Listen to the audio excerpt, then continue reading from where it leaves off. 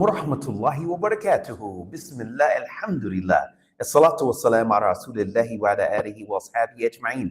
Welcome everybody from around the world. My name is Bilal Abdul Kareem, and this is the BAK show, where we're going to be discussing things which are important to you, the Muslim Ummah. We've got a lot of things going on, a lot of ground we need to cover. Yes, we are broadcasting live, and please feel free to share this broadcast. We invite everybody out there to send in your questions, your comments, your concerns. We will be trying to answer questions regarding the Palestinian conflict, that which is taking place in Syria and in the Middle East and in Muslim countries as best we possibly can. Again, as I said, I'm your host, Bilal Abdul Kareem, and we're happy to have everybody here and joining us from around the world. So everybody, we're going to have to get started here. But before we do, I want to talk to you about a project that we're all working on. This project is called Voices of Truth. Now, let me tell you what Voices of Truth is all about.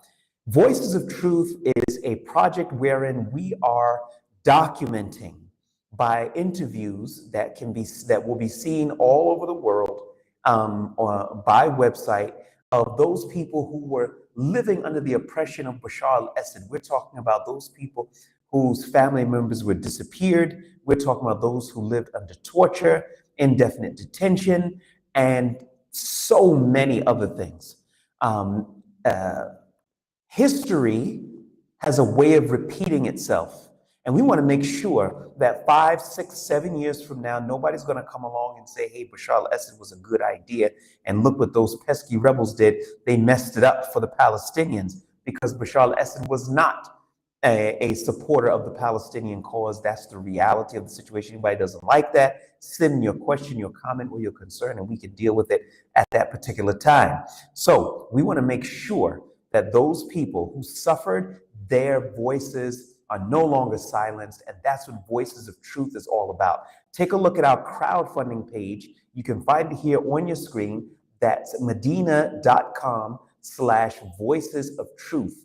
medina.com/voices of truth. So do take a look at it. We're going to be looking forward to receiving any type of contribution that you possibly can. Now, let's get started on tonight. First of all, we've got numbers for you. 424, 130, 600. What are these numbers? 424 dead. 130 of those dead are children. More than 600 injured. These are numbers from the Gaza Health Ministry, based upon the onslaught which has been taking place over the past day and a half at the time of this broadcast. But let's understand these numbers. First of all, it's not 424. It's much more than that. Those 424 are the ones that they can confirm which were killed, mostly those who were brought to hospitals and they were registered. Those who are still under the rubble are not even counted yet. Those who are, the 600 injured are only the ones who went to the hospitals, and therefore they could be counted. So you have to understand these numbers. It's not limited just to this number. This is only those who are confirmed dead because they made their way to healthcare facilities, and therefore it could be recorded by the health ministry. So that's a general guideline. It's not a final number by any stretch of the imagination.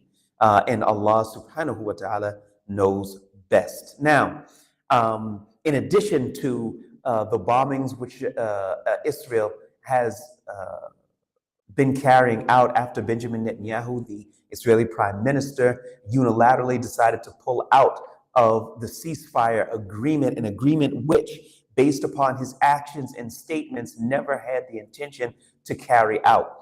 And see, this has got to say a lot, brothers and sisters, because there's no such thing as international institutions, and that should be crystal clear. Where are the guarantors for this initiative, for this ceasefire? Where are the guarantors? Where there actually aren't any. Before this latest round of killings took place, it was stated by the U.S. press secretary, basically, or I should say the spokesperson for the White House. She basically said that Netanyahu had gotten the seal of approval from U.S. President Donald Trump, and then they proceeded with the onslaught. That was not hidden, that wasn't leaked, that was said in an interview on, I believe it was Fox News. So therefore, nobody can be under any disillusion that maybe the White House wasn't for it, they didn't know about it, wasn't clear, or somehow like that, because that wasn't the case. They knew about it, they approved it, and the Israelis went ahead with it. That's based upon their own statements. Those places which were hit, 30 were killed in a funeral procession in Beit Lahia in Gaza, which is crazy that you bomb a funeral procession. I mean, what kind of people would do something like that? Or what kind of people would allow them to do something like that? And what kind of people know about it and then don't report it? Next topic. They also bombed a UN facility in Gaza, in central Gaza, and they killed the UN Officer of Project Services Director.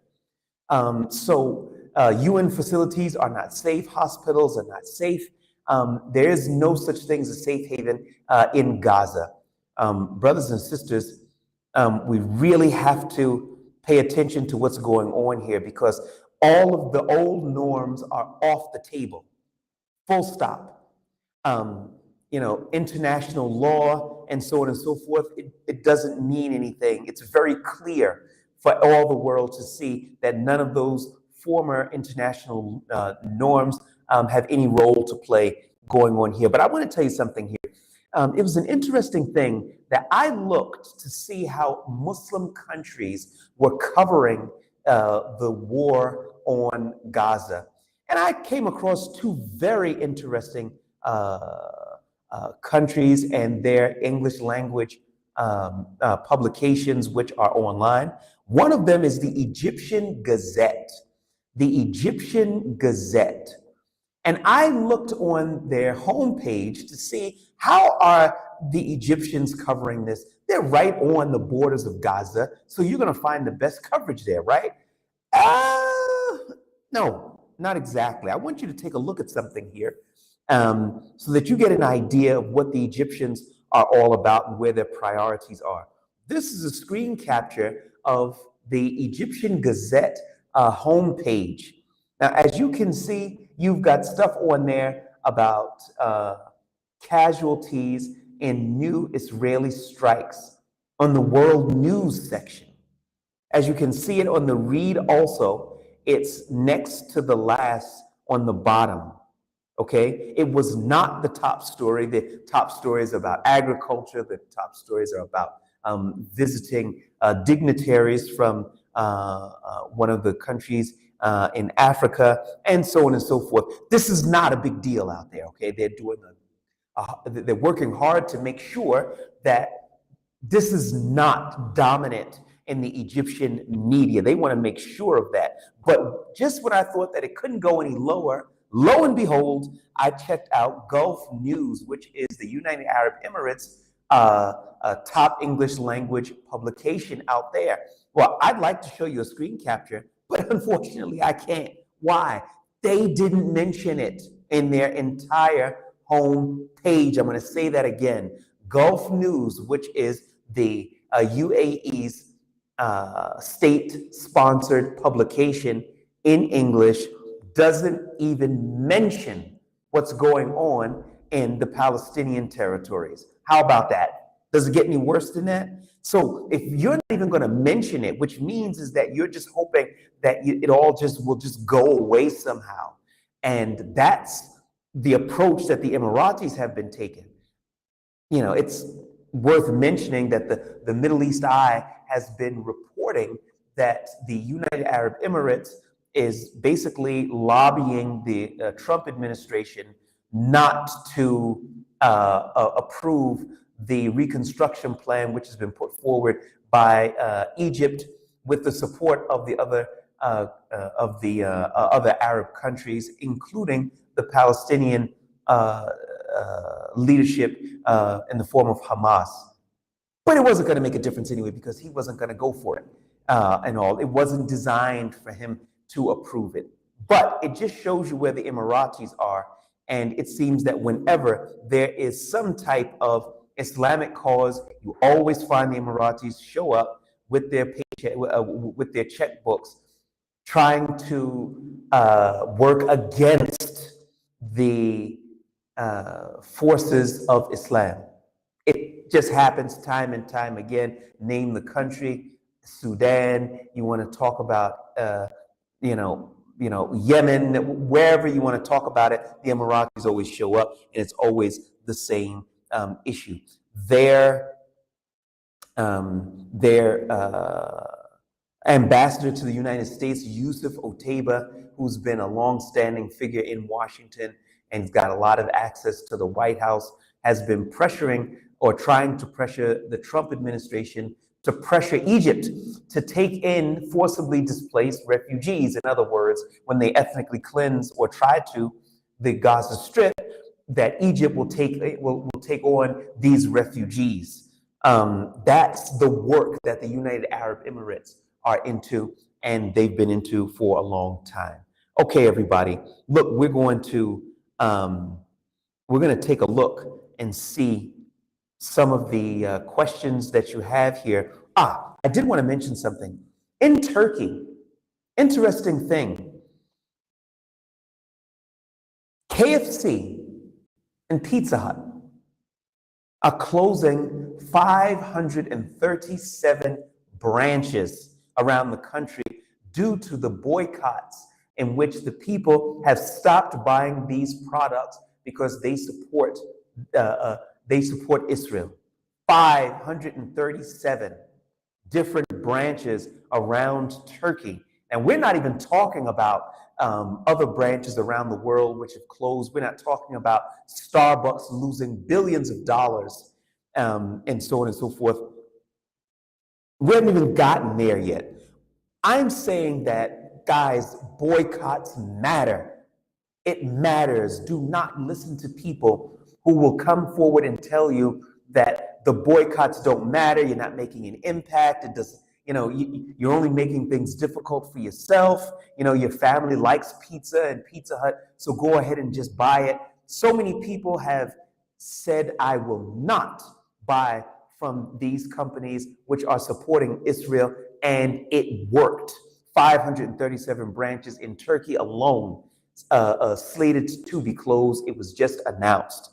I have to tell you, brothers and sisters, keep boycotting. Keep your voices being raised because it matters. It's not something that, one person, Faris Hamadi, tries to convince people he's an influencer from where else? The United Arab Emirates. And he's been saying that, the boycott isn't something that you should be calling to. That's only to be done by the ruler. But when the rulers are actually working alongside the Israelis, well, what do you expect? Do you expect that they're going to say, yes, you could boycott? Why? Because he gets smacked over the back of the head by the Israelis and be told to get in your place. So I digress. The point of the matter here is that keep boycotting and don't listen to influencers tell you it doesn't matter, because obviously it does. Now, okay, let's take a look and let's see. Omar C has a question here, and he says, where is Huras ad-Din? Huras ad-Din basically disbanded after the fall of Damascus. Their fighters are still around, but they're not functioning as an entity or a fighting unit at the current time. Now, okay, Macho Man says, do you think it's possible the U.S. would do ground invasion in Yemen? I think it's possible, but I think it's also possible that they get their butts kicked out there. Now, I'm not going to sit here and be under delusions of grandeur that the Ansar Allah could defeat a superpower like America. But the point of the matter is that they don't have to. All they have to do is keep America from winning. It's not the same thing of actually defeating them and keeping them from winning. The two are not necessarily the same. All they've got to do is just inflict enough casualties on American troops so that they will not want to stay. I think that they're quite capable of doing that. In addition to that, dragging America into another war overseas is something that I think that the American people are not going to really have a big stomach for. We'll have to see the way the news media is going to spin it, because the American people are very much influenced by the news media. If the news media is not talking about it, then they don't talk about it. If the news media is not telling you it's a bad idea, then they think whatever the news media will tell them. So yeah, all of that's going to play a role, but I will say that I could say that I think that it's possible. I'm not going to say I think that it's probable, but it's possible. But I would say that don't think that it's going to that's a game changer, because I don't think that it is.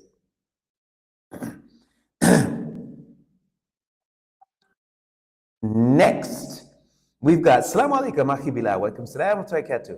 Do you think Jolani's stance on Israel's invasion into Syria might change due to second round of fighting in Gaza restarting? Israel is looking to expand borders on multiple fronts. If you're asking me if I think, quoting from you, that Jolani's stance on Israel's invasion to Syria might change due to second round of fighting in Gaza restarting, no, I don't think that that in and of itself is going to change his stance, which hasn't been very robust. And we talked a little bit about that last night, but I don't think that in and of itself is going to change the calculus in Damascus. I think that potential troop movements by the Israelis, that might change the calculus a bit in the circles of power in Damascus, because you got to understand something. They're 25 kilometers outside of the capital, Damascus. That's a problem. That's a real problem. Okay, let's take a look and see what we have here. Next, we have Omar Ghorzai. I'm sorry if I didn't pronounce that right. Don't you think the Syrian government should stop the SDF and Erdogan's hypocrite state of Turkey from striking at people of Syrian Jazeera? Let me read that again. Don't you think the Syrian government should stop the SDF and Erdogan's hypocrite state of Turkey from striking at people of Syrian Jazeera? Yeah, I'm really sorry, man. I didn't quite understand that question right there. A Syrian Jazeera? No, I didn't understand that. If you can come back and send us a bit of a clarification, I'll do my best to try to answer it, inshallah. Next, Ahmed says, how do you see the situation in Gaza coming to an end? What I do see, I'm not going to pretend and tell you that I can see an ending to the situation. I can just see it morphing from one thing to another thing. But I did see a headline wherein the IDF are preparing to launch a ground invasion so that they could retake certain territories that they took several times already, and this is what is being reported. So yeah, I could imagine that they would try to forcibly displace the Palestinian people into Egypt or another place. I could see them trying to do that. I don't think that that's going to be successful at all. I think that there will be more clashes than the state of Israel is going to be willing to weather. So no, I don't think that that's going to happen. So I can't tell you how it's going to end, where it's going to end. And I really couldn't tell you that, because it's changing from one month to the next. And that's the reality of the situation.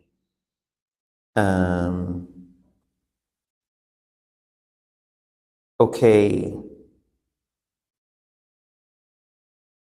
Assalamu alaikum, Bilal Abdul Kareem. Walaikum salam wa What can you tell us about the FSA and at TENF, their close relations to international coalition, and their loyalties and ideology? Well, this is an area where the forces out there were US backed. And I do remember going back some time ago where some of the brothers who were thinking to participate with them contacted me and asked me, this is an American-backed thing. Do I think that it was a good idea, that it's a good idea for them to join? They could maybe do something good for the Syrian revolution and so on and so forth. And I'll tell you what I told them. No, don't join it. The Americans don't mean any good for the Syrian people. And therefore, if you join them, you will be helping them against the Syrian people. There's no good in it. I'll say that again. There's no good in working with the Americans. The Americans are working lock, stock, and barrel with the Israelis, and they're behind much of the woes in many Muslim countries. I'm not saying that it's all of them. I'm not saying that. But I am saying that the Americans have a big role in the suffering of Muslims. And anyone who will join the American forces or the American government or their intelligence agencies, they're betraying their shahada. Okay, we've got Wayne, who says that he's watching from Falls Church, Virginia. Assalamu alaikum wa rahmatullahi wa barakatuh, man. Jazakallah khair for tuning in. Okay, we've got here, Ahmed is back, and he says, correction, Akhi, it's Rabbi Faris. Well, he's referring to Faris Hamadi, who is an online influencer, a former fitness coach turned sheikh, and he's referred to as Rabbi Faris because of his stances. And we won't get too far into that, but I don't know if I'm going to go there. I'm not really there. I don't agree with his stances. He's blocked me. I think it would be better if he would just be silent. I think that this would be better for him in his dunya and his akhirah. But that's as far as I'm going to take it. I'm not going to take it any further than that.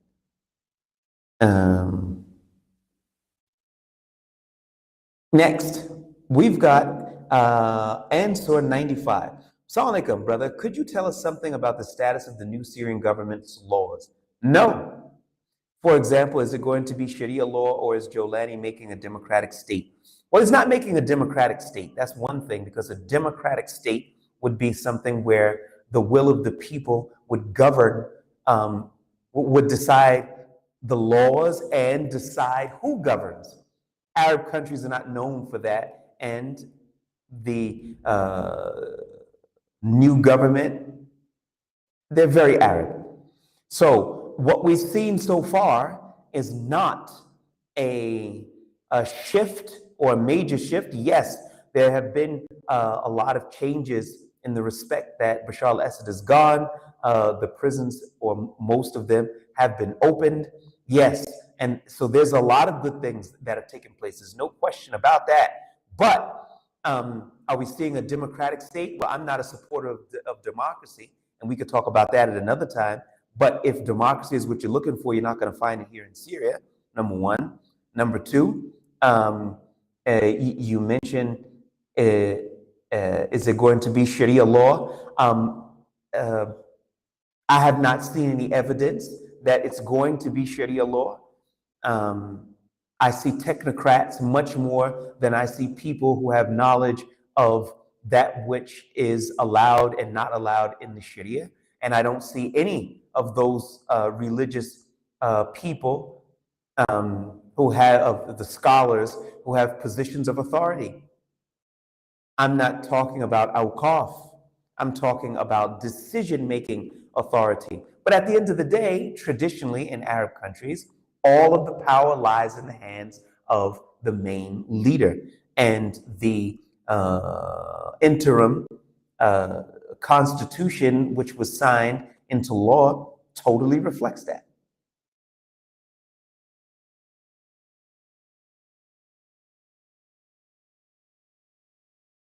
Okay.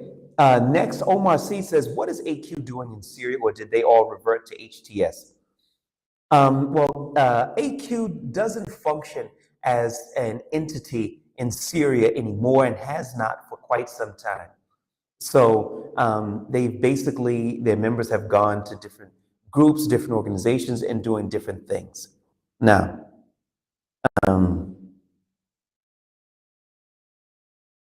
next. Assalamu alaikum. Brother Bilal, what do you think of a Shabab? These guys are on an offensive nowadays and almost killed the president a few days ago. I personally think they are Khawarij. By the way, Somalia is 100% Muslim. Yes, Somalia is 100% Muslim, but that doesn't mean that the actions of those individuals who are in authority, their actions are Muslim oriented. It doesn't mean that. After having said that, I am not, nor have been, a supporter of Al-Shabaab. Their attacks in the Kenya Mall, randomly shooting and killing men, women, and shooting up a cooking contest in a mall. And I don't mean that it was hit with a rocket. This is where their fighters were actually pointing AK-47s and shooting the people in restaurants and shooting them in the malls and such like that. I don't support an organization like that. I can't bring myself to support them. They do not behave in an Islamic fashion. After having said that, they're still there after a number of years, and I ask Allah subhanahu wa ta'ala to guide them. They've done many reprehensible things, like surrendering Muslims that oppose them to the Kenyan authorities who are not Muslim, who have been very, very harsh to any Muslim fighter. So there's a lot for them to answer for. That's a story of another day and another program. We need to maybe do a program specifically about that.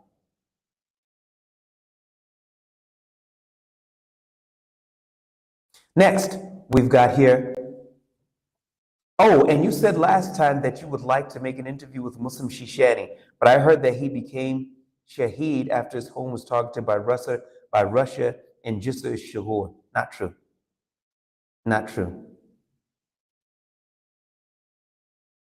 Vitland says, I think Bilal has been compromised. He is supporting the Shia Houthis who supported Assad. Dude, where did you get that from, man?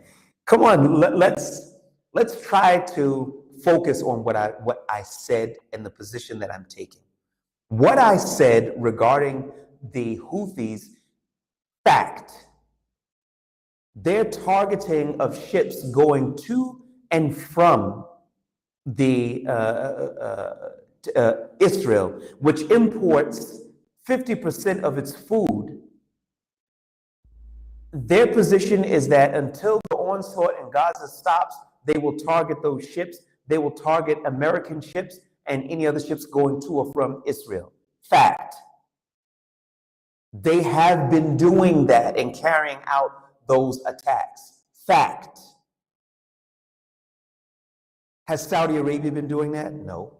Bahrain, have they been doing that? No. They've opened up their land corridors so that goods that are threatened by the Houthis can go through the Bahraini and the Emirati ports, through Saudi territory, onto Jordan and into Israel. They've been trying to help the Israelis circumvent the blockade. Fact. We're going to talk facts here. Let's not talk about opinions. The Sunni Muslim countries, Egypt, Jordan, and so on and so forth, haven't done an infinitesimal microfraction of what the Houthis have done. Now, after we have said that, are they Iranian-backed? Yes, they are. Are they under the complete control of Iran? No, they are not. They are not. They're looked at more as a strategic ally than a proxy. That's the reality of the situation, number one. So when we look at the fact that the Houthis are the only ones outside, I'm sorry, in that area operating. If the question is, should Sunni Muslims cooperate with them? Allah subhanahu wa ta'ala says, وَتَعَاوِنُوا عَلَى الْبِرِّ وَالتَّقْوَى وَلَا تَعَاوِنُوا عَلَى الْإِثْمِ وَالْعُدْوَانِ, to help one another in righteousness and piety, and not to help one another in sin and transgression. So I ask you again, these people, the Houthis, are trying to pressure the Israelis to stop the onslaught against Muslims in the Palestinian territories. Is that birri wa taqwa? Is that righteousness and piety? Absolutely, positively it is. And Allah says that we should cooperate in those matters. And again, like I said, it doesn't mean you have to tell them all of your secrets. It doesn't mean that you have to let them know all of your strengths and your weaknesses to be able to work alongside people to bring about a greater good for a people who are being genocided. That's what I said. And if you call that I've been compromised, okay, you're free to, but it's just not accurate. It's factually incorrect. Let's see.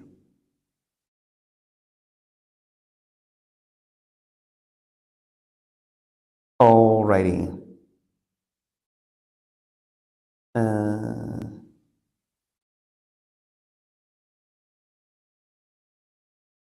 Okay. All right. Now, Syrian Jazeera are the territories north of Euphrates, like province of Raqqa, Al-Hasaka, and Deir ez-Zor. People are being killed and detained because of Turkey and SDF attacking on each other. All right, those territories, and it wasn't that long ago that I was in Deir ez-Zor.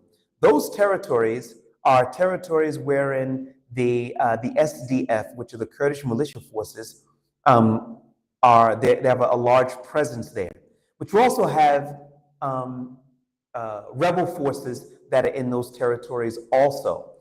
So both sides have lots of military assets in those areas. Now, people are being killed and detained. Well, it's a front line there. So that has been going on for some time. Deir ez-Zor is almost destroyed. And therefore, most of the people have left. There are no real economic opportunities that are there, but there are still some people that are there. And yes, care should be given towards civilians, but I don't want a picture to be painted that really isn't accurate, wherein they're just rounding up large numbers of people. It's primarily skirmishes going back and forth between the two fighting forces. That's the reality of it. I need to go back out there again so that we could see what the effects of the agreement that was signed by Madloum Abdi, who is the head of the Kurdish militia forces, what effects that's having on the ground. I spoke to some people just after Maghrib today, and they said so far there haven't been any changes on the ground. So yeah. And Raqqa and Hasaka, these are under the SDF. And they're in Raqqa and Hasaka, there are no rebel forces there. That's completely under the control of the SDF. Now, Waqar Salim says, is the Sharia law being implemented in Syria as a whole, or mostly, or partially, or is it Ahl al-Hadith, Aqidah, and Fiqh, or is it Fatawa al-Hindiyya, or al-Maghiriyya, or Hanafi, Hanbali, or Madhab? Brother, I don't know. I couldn't tell you. Because I'm not seeing that much Sharia in that form being put forward for me to tell you that it's on this madhab or that madhab and so on and so forth. I think that the Syrian people would take any of the madhabs of Ahl Sunnah wal Jama'ah, even if there will be some difference of opinion here or there, but at least you know where you stand in terms of what the laws are actually going to be. Now, granted, it's still new, and I guess the new government will need some time to get its feet underneath itself and to assert certain control. But the people here are, we're waiting and we're seeing, what's going to happen, how it's going to happen. So we'll wait and see how that's going to play out. But that's a question that I just can't answer right now because it's not clear. Mm.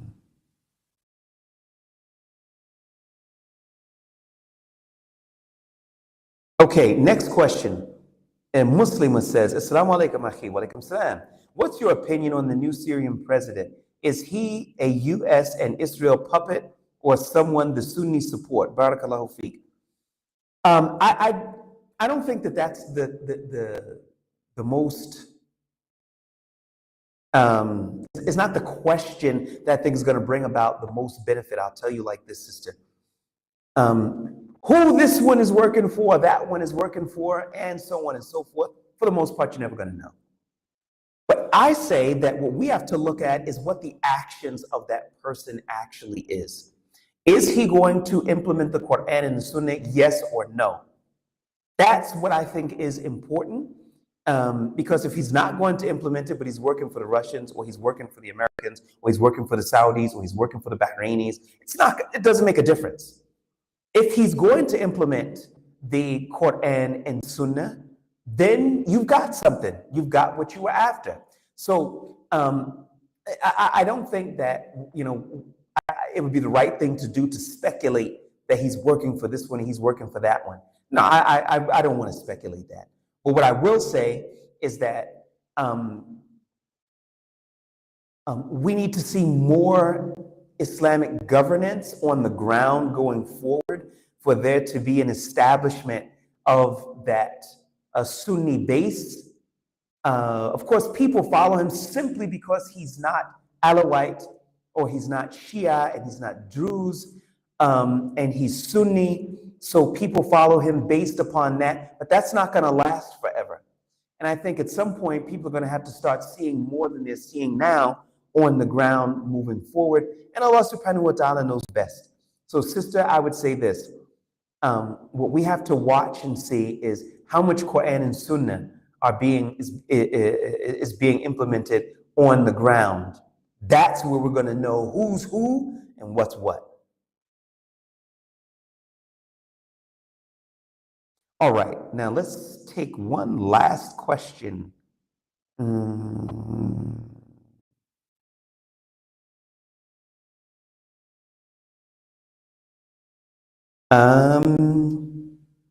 Answer 95, could you make a podcast with 5 pillars? Yeah, sure. Sure. I like those guys. I like them a lot. So, yeah. All right, we're going to wrap this up with the last statement from Vitland. He said, the Houthis are only helping Gaza for their own self-interest. It has nothing to do with caring about Palestinians. They have no real sincerity. They don't care about those people, same as Hezbollah. All right, the first thing I'm going to say is that you don't have to be Ahl Sunnah to feel something for suffering people like the Palestinians. Dude, you don't even have to be Muslim to feel that what's happening to the Palestinians is not right. And we've seen so many protests of millions of people around the world who are not Muslim, but they protest in support of Palestine because they know what the Israelis are doing with the American support is wrong. So I don't know if we should be even talking about they have no real sincerity. This is the first thing. They suffered a lot. I'm talking about the Houthis and the Yemenis, a lot under the Saudi-led invasion and wars that were fought around 2015 there in their country that produced a man-made famine. That's serious business, brother. A famine that was caused by blockades by your neighbor in Saudi Arabia. Ouch. Okay. So when you put all of that together, I like to see people who were suffering and then try to alleviate the suffering from other people. Because too often, once people climb up the ladder, they pull the ladder up behind them and they leave the other suffering people who were in this exact position that they were just in to sink away in the sand. And so I applaud them for that, number one. Number two, their intention is with Allah. I know what they're doing on the ground. And what their intention is, I mean, what businesses are mine? But their intention is, I ain't got nothing to do with that. And I will never be able to know exactly what their intention is. And who said that I have to know their intention to be able to وَتَعَاوَنُوا عَلَى الْبِرِّ وَالتَّقْوَى, to help one another in righteousness and piety? If you'll have non-Muslims that, for example, there's a man walking down the street, he has a cross on his neck, and he has the robes of a pastor from a church. And all of a sudden, there are three men who are trying to attack a woman and rob her and drag her into an alley. He decides to go over and help. Are you going to help him out? But then somebody says, why are you going to help him out? You don't know what his intention is. Maybe he's doing it for the TV cameras. Well, there ain't no cameras around, but maybe he's doing it for the TV cameras. No, he's doing something good, and you should help him in doing something good. And not to be sitting around worrying about what their intentions are. If you look at their actions on the ground, it's much more than all of those rich Gulf countries have done combined. And therefore, I think that helping them in righteousness and piety is a good thing, but you should be cautious and not tell them all of your secrets. And I think we're going to have to leave it there. But before you go, guys, please listen to me. Check me out. Before you go, I want to just very briefly make sure that you understand about our initiative. It's called Voices of Truth. We are documenting the we are documenting the atrocities which were committed by the Assad regime, wherein we are interviewing those who were affected, those family members of those who were disappeared, tortured, and in some cases, the torturers. But we need your help. We need you to financially help us out so we can make this a reality. Check out our crowdfunding page. That's medina.com/voices of truth. It's right there on your screen. Medina.com/voices of truth. I am spearheading this project, and we really need your contribution. If you can do $10, $20, $30, brother, sister, help us out. We can really use it. If we don't document these atrocities which were covered, believe me, they're going to happen again. And there has to be a public record out there of people whose voices were silenced, and we want to work to make sure that they are no longer silenced. That's medina.com/voices of truth. Check out our crowdfunding page. Jazakumullahu khairan. My name is Bilal Abdul Kareem. Wassalamu alaikum